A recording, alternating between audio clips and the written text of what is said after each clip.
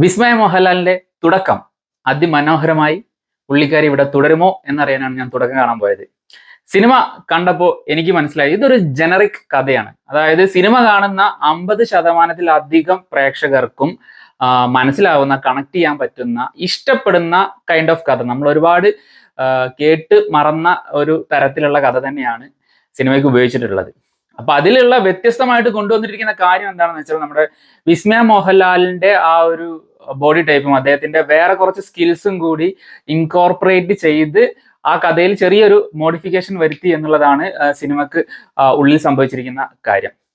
വിസ്മയ മോഹൻലാലിന്റെ പ്രകടനത്തിനെ കുറിച്ച് പറയുകയാണെങ്കിൽ എനിക്ക് തോന്നിയ കാര്യം എന്താണെന്ന് വെച്ചാൽ, അത്ര മോശം പ്രകടനമല്ല, എന്നാൽ ഇനിയും ഒരുപാട് ഇംപ്രൂവ് ചെയ്യാൻ സാധ്യതയുള്ള ഒരു ആർട്ടിസ്റ്റ് ആണ് വിസ്മയ മോഹൻലാൽ എന്നാണ്. കാരണം നമ്മൾ ദുൽഖറിന്റെയും അതുപോലെ തന്നെ പ്രണവിന്റെ ഒക്കെ അതൊക്കെ ഒരു ഫിലിം ഫാമിലിയിൽ നിന്ന് വരുന്ന വ്യക്തികളാണല്ലോ. അപ്പൊ അവർക്ക് അത്രയും പ്രഷർ കൂടും.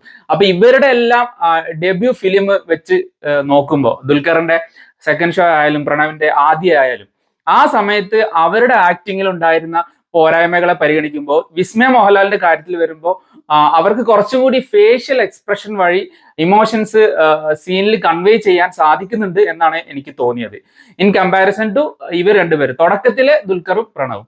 അപ്പൊ ഇനിയും ഒരുപാട് നല്ല കഥാപാത്രങ്ങൾ കിട്ടിയ ഒരു 2-3 സിനിമ ചെയ്ത് കഴിയുമ്പോൾ കുറച്ചും കൂടി പോളിഷ്ഡ് ആയിട്ട് വരാൻ സാധ്യതയുള്ള ഒരു നടി തന്നെയാണ് അവര്.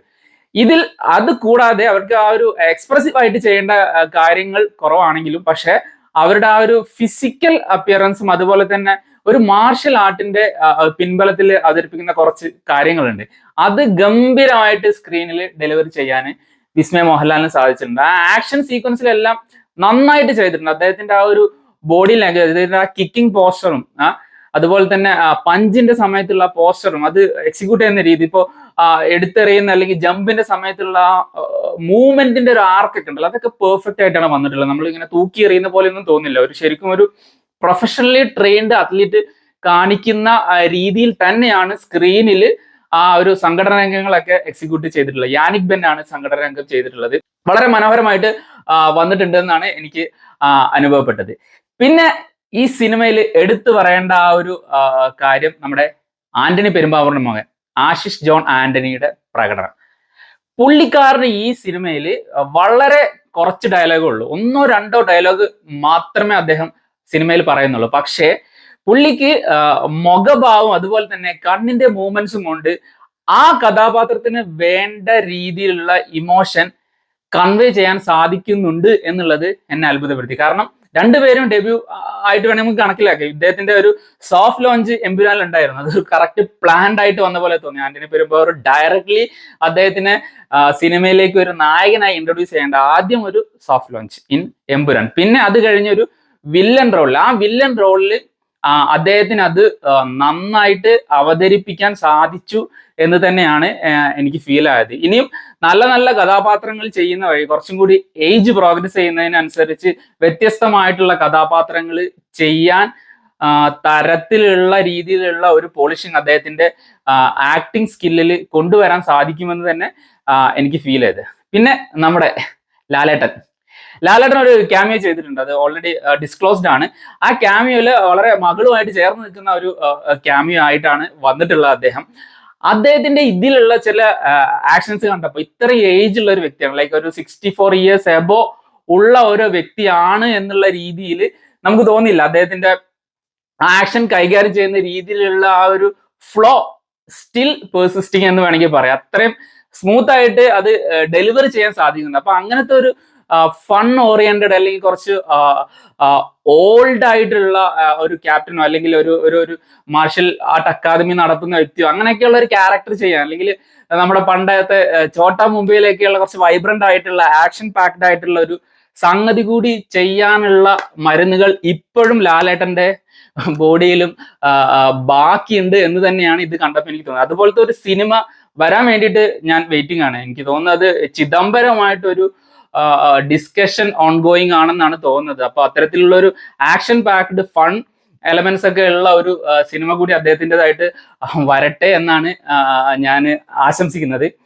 പിന്നെ സിനിമ മൊത്തത്തിൽ പറയുകയാണെങ്കിൽ ഞാൻ നേരത്തെ പറഞ്ഞ പോലെ ആ ഒരു സ്റ്റോറി ലൈനൊക്കെ നമുക്ക് മനസ്സിലാവുന്ന, അല്ലെങ്കിൽ ആദ്യമേ പല സിനിമകളിലും കണ്ട് മറന്ന സംഗതികൾ തന്നെയാണ്. ഒരു റിവെഞ്ച് കൈൻഡ് ഓഫ് പടം, ഇമോഷണൽ റിവെഞ്ച് എന്നൊക്കെ വേണമെങ്കിൽ പറയാം. ഒരു ത്രില്ലിംഗ് എലമെന്റ്സ് ഒക്കെ അവിടെ ഇവിടെയൊക്കെ ആയിട്ട് നമുക്ക് അനുഭവപ്പെടുന്നുണ്ട്. പക്ഷെ സിനിമയുടെ ആ ഒരു ആകത്തുക എടുക്കുന്ന സമയത്ത് സിനിമ മൊത്തം കാണുമ്പോൾ എവിടെയെല്ലാമോ ചെറിയ സീൻസ് എല്ലാം മിസ്സിങ് ആയതുപോലെ തോന്നി. ലൈക്ക് നമുക്കിപ്പോ ഒരു നമ്മുടെ വിസ്മയ മോഹൻലാൽ അവതരിപ്പിച്ച കഥാപാത്രം മീനു എന്ന് പറയുന്ന ആ കുട്ടിക്ക് ജീവിതത്തിൽ ഉണ്ടാകുന്ന ഒരു കോൺഫ്ലിക്റ്റ്, ആ കോൺഫ്ലിക്റ്റിന് ശേഷം അവർക്ക് സംഭവിക്കുന്ന കാര്യങ്ങൾ, അതിനൊരു ഗ്രാജുവൽ ട്രാൻസിഷൻ വന്നതുപോലെ ഫീൽ ചെയ്തില്ല.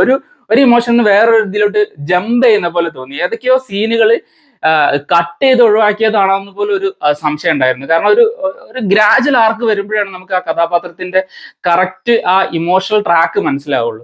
ഇപ്പൊ പെട്ടെന്ന് വളരെ സാഡ് ആയിട്ട് അല്ലെങ്കിൽ വളരെ സന്തോഷവതിയായിട്ട് ഇരിക്കുന്ന ഒരു സാഹചര്യത്തിൽ ഇങ്ങനെ ഒരു തിരിച്ചടി ലൈഫിൽ നേരിടുന്നു. അത് സിനിമ കാണുമ്പോൾ നിങ്ങൾക്ക് മനസ്സിലാവും. അതിനുശേഷം അദ്ദേഹത്തിന് സംഭവിക്കുന്ന ശാരീരികവും മാനസികവുമായിട്ടുള്ള ബുദ്ധിമുട്ടുകൾ ഇങ്ങനെ ജമ്പ് ചെയ്യുന്ന പോലെ തോന്നി.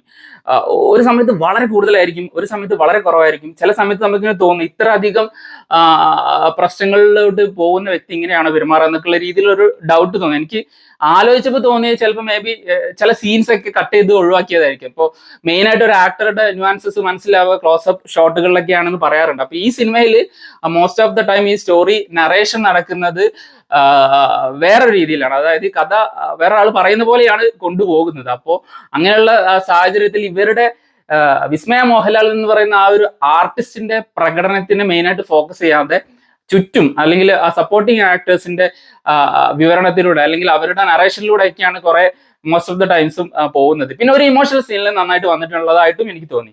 അപ്പോ സിനിമ മൊത്തം കണ്ട സമയത്ത് ഒരു ആകെ തുക എടുക്കുകയാണെങ്കിൽ ഒരു ആവറേജ് ഫിലിം ആയിട്ടാണ് എനിക്ക് അനുഭവപ്പെട്ടത്. എന്നാൽ അത് തിയേറ്ററിൽ കണ്ടു കഴിഞ്ഞാൽ നമുക്ക് പൂർണ്ണമായ നിരാശ മാത്രമായിരിക്കും ബാക്കി ഉണ്ടാവുക എന്നുള്ള ഒരു അഭിപ്രായം എനിക്കില്ല. നിങ്ങൾക്ക് തിയേറ്ററിൽ പോയി കണ്ടു നോക്കാവുന്നുള്ളൂ.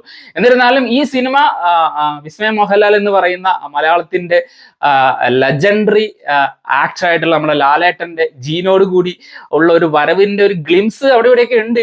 മേ ബി ഇൻ ഫ്യൂച്ചർ ഇനി 1-2 പടം ഇതുപോലെ ചെയ്ത് ട്രെയിൻഡ് ആയിട്ട് വരുവാണെങ്കിൽ ബെറ്റർ റോൾസ്, ബെറ്റർ ക്യാരക്ടർ, നല്ല ഒരു പോളിഷ്ഡ് ആയിട്ടുള്ള ആക്ടർ ആയിട്ട് മാറാനുള്ള ഒരു സാധ്യതയുടെ ഒരു ചെറിയൊരു ഫയർ കണ്ടു.